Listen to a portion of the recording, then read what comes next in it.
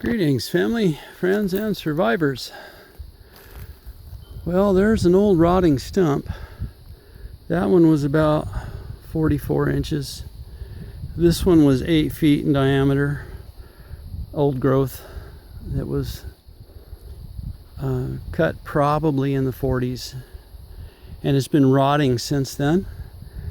So it's broken down really, really good and could be mixed with soil as a soil amendment, only because it's rotted down almost completely. I don't mix untreated sawdust in soil. The way we do it is we're balancing the mix with the horse manure.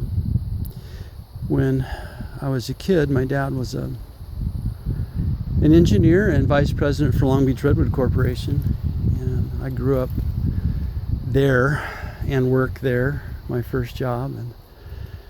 And Dad designed the machinery that packaged it, so when you go by the store and get a bag, 50-pound bag of potting soil, it may have said LBR on it, and it was a product that my dad engineered in the lab and then went around all the sawmills on the West Coast. Back when they outlawed wigwam burners, they couldn't burn that slash and bark anymore. So Dad contracted with those mills to go and collect it, run it through a hog, grind it up, and add nitrogen. When I was a loadmaster there, before I was a millwright there, when I was loadmaster, I used to have to go mix guano and turn on the ammonia tanks, and we would mix it with the sawdust to balance the pH, so it's something that could be used with potting soil. So if it's old enough, it'll work fine. If it's new, it's not going to work for your soil. Plants don't grow in it. We've done pretty good mixing sawdust with clay and fresh horse manure, and the balance seems to be perfect, although I've never tested the pH in the soil. So I'm going to ask my dad about this and what he thinks. The general rule of thumb is raw sawdust that's been sitting for 50 years is a great soil amendment, untreated. If you can use fresh green right off the mill if you treat it with nitrogen. So I think I'm going to show my wife what we've got going here. This roto hoe seemed to just bust it up really nice, and I'm just digging this old stump out and grinding it up, and I'll see what she wants to do with it. Then I'll ask my dad what he thinks about it actually as a soil amendment, making a potting soil out of it. I'm sure with horse manure, fresh horse manure, it would work really, really well. And there's some clay, because when the way stumps grow, they pull the roots. When they grow expanding, the roots expand, and it pushes dirt up into the hollow of the base of the stump. So I'm getting a lot of dirt mixed in with this clay. I can hear a few clinkers go through the thrashing knives, hammers there, but I don't think I'm hurting anything. I did just sharpen the clipper blade on the side. I don't know how much damage I'm doing to that.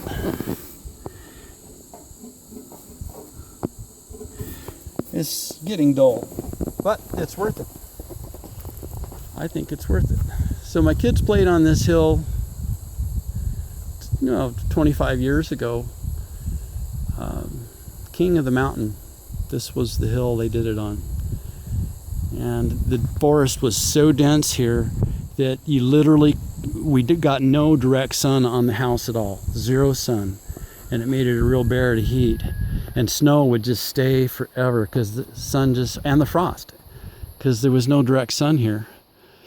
So when we logged it, we logged this area pretty heavy up in here. And then I logged this lower area in here to be able to have a garden and solar panels. And then of course we sold the lumber at the lumber store, wholesaled it to them. And now we have light, and it's really kind of cool. Literally, the only way you could see sky is if you looked straight up and then kind of casted back and forth. You could see blue through the upper canopy. It was that dense in here. And it's nice to have some sunlight because the house runs on the solar power. The house is completely off-grid, and I can grow enough vegetables to get through the year, grow them and can them. So that's a good thing. So we're just kind of using what we can find.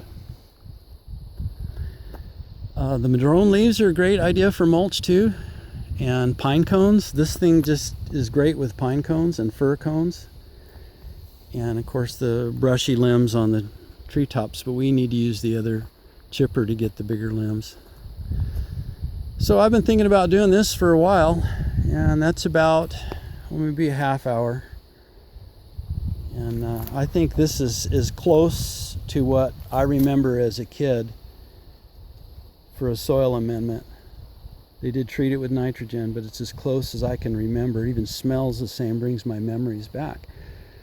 I got sawdust in my veins. I've worked in and around mills my whole life, and in the woods in varying different degrees, building ski areas and logging, building custom homes in the forest where we would go in and fell the trees and cut the roads and build the house, mill the lumber for the house, do everything from the ground up. And I got to do it with my dad. That's the coolest part. Seriously, that's the coolest part in the history of life. That's the coolest thing you could do, is when your dad's your best friend. And my dad's my best friend. And that blessing is being handed down. It started with Grandpa Ross. And if I talk about Grandpa Ross today, most godly man. Wow. If I mention his name, Dad will start crying, because Ross was just something else. And Dad had the same experience that I've had. I've had literally hundreds of people come to me and say, you know, there's something about your dad. He is the most special, amazing, and kind, giving person I've ever met. I've heard that hundreds of times. Oh, what an act to follow. If I could be half the man my dad is, or half the man my boys are, we'd be doing all right. Anyway, I guess that's a little personal information. Who knows if I'll post it. Have a very blessed day.